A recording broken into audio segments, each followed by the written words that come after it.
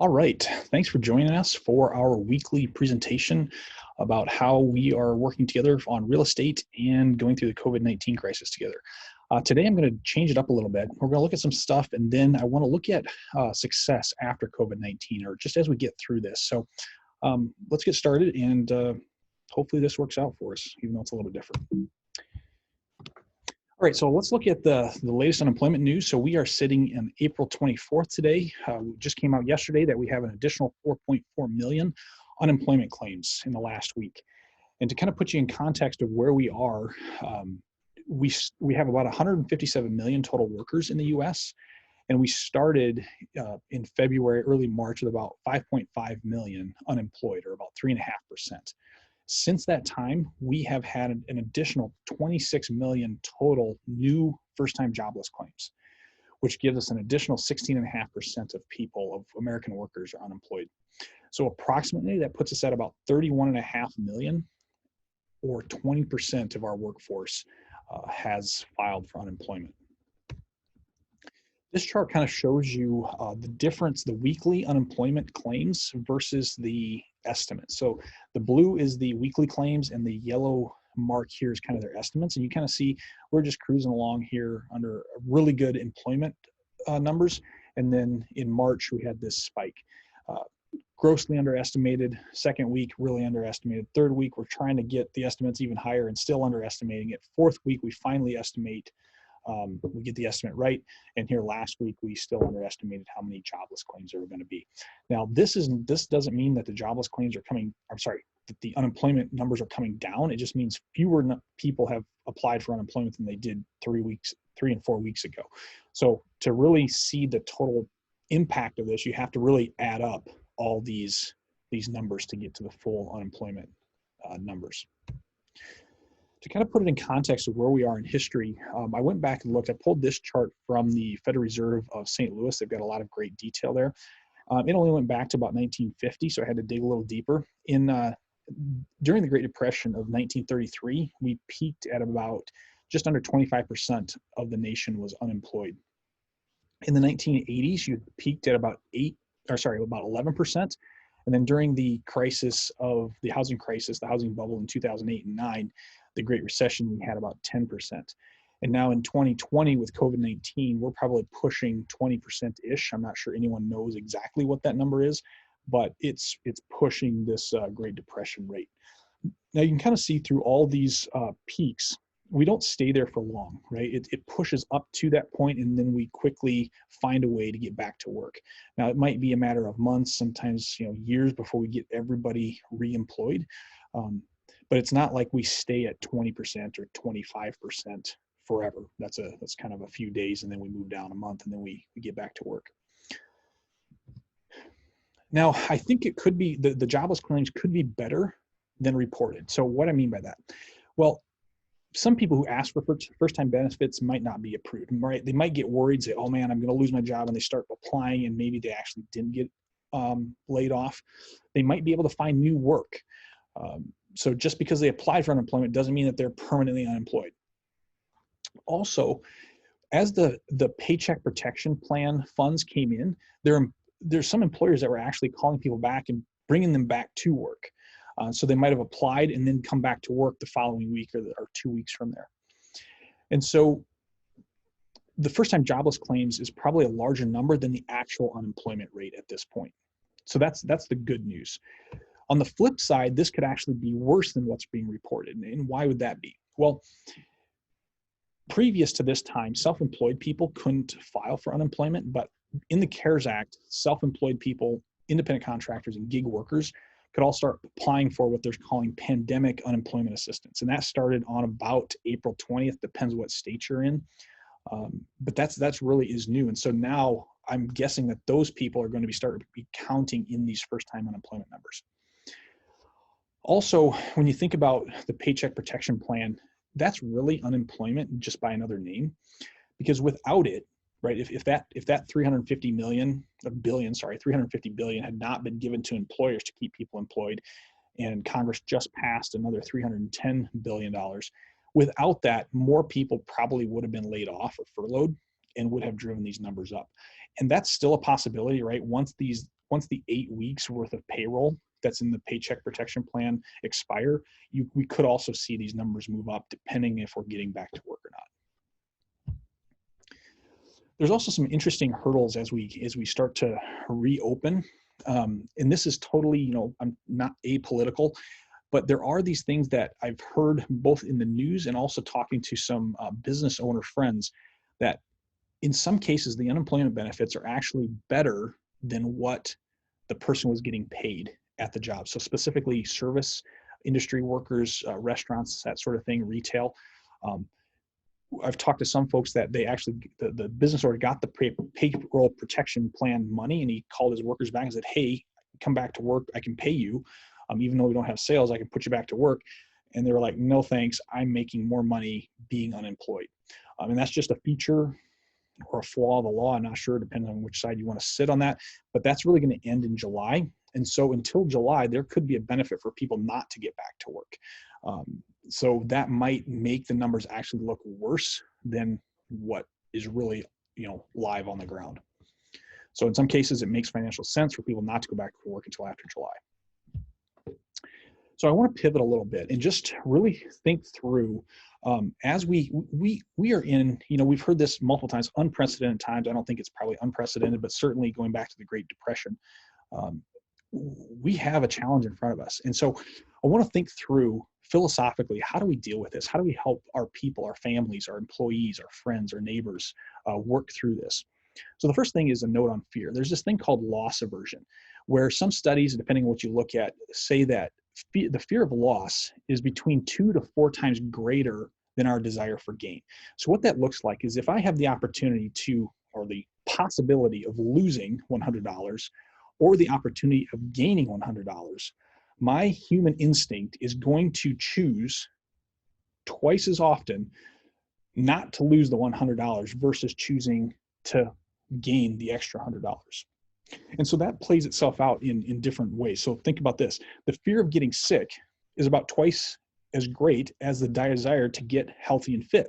And I'm seeing this, right? In the fear of getting COVID and socially distancing, which is all necessary, right? I'm not eating as well. I'm not eating the fruits and vegetables I need to be. I'm not working out like I need to be. And it's, I think part of this is that loss aversion. The fear of losing our job is twice as great as the desire to get a promotion, or the fear of losing business and not making sales is twice as great as our desire to gain new business. And so what are the next steps? So now that we know this, now that we know how bad the economy is and how great the problem of unemployment is, what does that mean for me and my family? And because I know I'm this human being that's living in this time, how do I face it?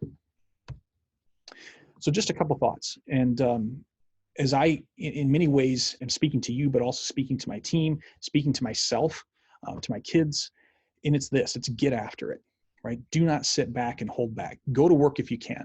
And I'm not talking about, putting yourself in danger, putting others in danger, but really, if you can, go to work, even if you don't get paid, even if you don't know what you're doing, provide value for someone, volunteer, make offers.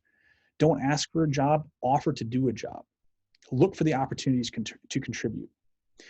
And it's these things that are going to help you be more employable in the future. And I can tell you, from as a business owner, it's kind of like giving you, if you're looking for a job, the answers to the test. But I can tell you that if I have a choice between 2 candidates, one of which has been, both of which are unemployed, but one has been getting after it and volunteering and doing work for free versus the one that's maybe sitting at home, not doing something, I know that the person that's been out there building relationships, building his or her skills, that's the person that I'm going to want to hire just because they're making something of the difficulty. And I know that attitude is something I'm looking for. So as we prepare for the future, whether you're unemployed, employed, you're a business owner, it doesn't matter. We all have to be thinking and building toward the future. Maybe we can't sell something right now. We don't have a job right now. That it matters, and yet we still have to be looking and building and selling and planning for the future. Shut off Netflix, improve your mind, work harder, add to your skills, take a class, learn new software, whatever it takes. And that's all fine, Josh, but do you practice what you preach? Well, here's what I'm doing. I think I'm working now harder by about 25% than I was before the start of the crisis. I'm taking classes on macroeconomics. I'm studying the information coming out of Congress as they continue to pass aid packages. I'm creating videos to share with you. I'm getting some time alone and with my team to find ways to serve our, new ways to serve our customer in this new environment. I'm running, I'm working out. I'm taking my kids to work and teaching them how to work. That's an amazing opportunity that I have in this time when they're not in school, getting their schoolwork done in the morning, and then they're working with me in the afternoon. I wouldn't have had that opportunity without COVID, strangely enough. And none of this is easy or comfortable, and yet it's where we find ourselves. So I think there's also opportunity here. And just speaking from my own experience, I really feel this overwhelming sense of gratitude that I have the opportunity to be useful to another person. That's my family, my employees, my customer, clients. And I really think that one of the worst things about being unemployed is that I'd be robbed of the opportunity to serve. And the best part of having a job and being in business is serving people, right? What's the purpose of a job? Yeah, it's to feed our family. Yeah, what's the purpose of a business? Well, it's to make money and to feed our family, sure. But more importantly, more foundationally, I think we're discovering this, the purpose of a job and of a business is to serve people. And sometimes after we have a particular hard day in customer service, we'll sometimes joke together. I never say this publicly, even though now I am. We sometimes say, business would be great if it weren't for the pesky customer. Well, it's so ridiculous because the only reason we have a job, the only reason we have a business is for the purpose of serving the customer. It's about people. It's about serving our employees and our customers. And so that's what this is about. And I think through this all, we've got to be thinking about not about what's in it for me. It's all about how do I serve? How do I use my talents and time and treasure to serve other people? And here's the secret. You don't have to have a job or a business to serve people and deliver value. You need three things in order to serve. One is a heart for service. No government mandate or stay-at-home order or unemployment check is going to give you that, right? That's got to come from inside each one of us. The second thing is a unique skill set. And unique skill set doesn't mean that you're the only one in the world that can do it. You're probably one of millions that can do it, but it's something that not everybody can do and that you can offer to the world. And that could be a hard skill or a soft skill. So a hard skill would be something like, repairing a transmission. I can't repair a transmission, but other people can. And that's a service that they can render to me and help me out. But a soft skill is equally important. Some of us have unique skills, being able to listen, being able to negotiate, or hearing what someone is saying and really getting behind the question or behind the objection. Coaching, mentoring. Those are all incredibly useful soft skills that are needed today more than ever. And then the third thing you need to serve is time. If we don't have time, it's hard to it's hard to serve people, right? Some of us don't have time, but some of us do have time, right? If our business has been cut in half, or if we find ourselves unemployed, this is a unique opportunity that we have time to do things for others that maybe we couldn't do before. Then there's this thing that we talk a decent amount about in our business, in our life, and it's this concept called default aggressive. I'll probably spend some more time down the road talking about this, but essentially I find that when I fill my mind and my time looking up and out, I don't have time and space for negativity and depression. And there's this quote, there's lots of different ways to look at this, but the idea is always attack. Even in defense, attack. The attacking arm possesses the initiative and thus commands the action. To attack makes men brave. To defend makes them timorous. Or according to General Patton, a good plan violently executed now is better than a perfect plan executed next week. I think even what we say influences what we believe. And think about the things that we've kind of heard in the news. We'll see that on windows outside. I know this is all coming from a good place. It's coming from people trying to help, and I totally get that. But if we even think about the things we're saying, like we're all in this together. We've all heard that. But so are the people on the Titanic, right? Is that something that really inspires us to get through this? Or we'll get through this. It's kind of like, we'll get through, campaign season. We got to listen to all these crazy political ads. Or, I'll get through cleaning the garage this weekend. It's like, it's defeatism. It's not getting default aggressive and going out on the attack. So what happens if we change that up? If we change it, and I didn't, I thought of this like literally 15 minutes ago, so it definitely needs some wordsmithing. But what if we thought about it this way? Like, this is our time. We will be the next greatest generation, right? If we think about the Nazis in the World War II and the people that had to step up and defeat that evil in the world, they didn't ask to be there. They didn't want to be there. And yet when they were called upon, they stepped up, gave their lives to defeat that evil. Well, this is different. Clearly, it's a challenge. But what if we could step up and say, this is our time, and we're going to be that greatest generation? Or the other way, we could say it. What if we're going to make COVID-19 the defining event of our lifetime that in retrospect, we would not trade, and really get after it and be default aggressive on this thing? So I'll leave you with this, and it's the Stockdale paradox. And I've talked about this before, but the Stockdale paradox is holding these two truths in tandem. One is the need for unwavering faith that we will prevail in the end. And two, it's the discipline to confront the most brutal facts that we actually face. And that's what we tried to do here, right? We looked at the unemployment. We looked at the economy. It is ugly, right? The UN just came out yesterday and said, listen, we think that the economic hardship that we're going to face is going to potentially kill or 130 million people through starvation, right? That's awful. That's a staggering statistic. That's the brutal facts. And yet what we need is also the unwavering faith that we will prevail in the end, and focus on those things of how we can help each other and serve each other as we go through this. So I know that wasn't much on real estate, but it's what I'm thinking about today. So that's what I got for you. Any questions that I can answer now, or otherwise we'd answer them live on Facebook or after the fact. So if I'm sitting at home without a job right now because I've been furloughed or because I've been laid off, what would be a way that I could volunteer, that I could get involved, that I could get after it? So the first thing is, you got to stay safe. Obviously, you have to know what your limits are. And then you start thinking, you start asking, you start listening, you start paying attention. There are needs in this world. Just strangely enough, right? The other day, trying to keep social distance, but not having seen a lot of our employees. They've all been staying at home, working from home. And we've been in this thing for 5 weeks.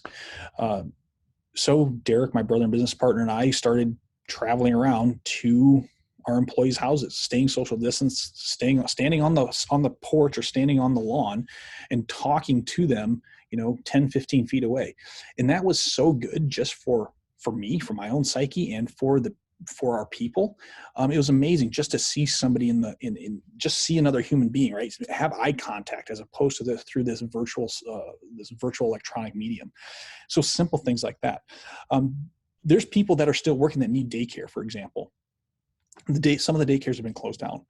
Well, could you possibly help watch some of these kids, give them a break? That would be such a blessing to someone. It really comes down to an attitude of looking outward, getting away from, entertainment and deadening the pain, and looking outward and saying, who can I help? Who can I talk to? Who's in need? Another great example was someone in one of our apartment communities is sewing masks. She's got this unique skill set. She's got the heart for service. She's got the time, and she's sewing masks for those of us that can't order them, can't get them, don't have the money for them. She's out there just clicking them out, right? And it's seeing the things for what they are. There's opportunities out there. So yeah. Ask the questions, call the helpline center, say, hey, I want to help. There's Sioux Falls, I can't remember the name of the website, but there's people that are driving food around to people that are shut in. You can get on there right now. Maybe we can post that website, and you can schedule a time to go deliver food, right? You've got a car, you don't have to be in contact with people. Help deliver that food. And I think you will be blessed and be a blessing. Get that website posted. You know what it was off the top of your head? coronahelpsf.com. Thanks. So coronahelpsf.com.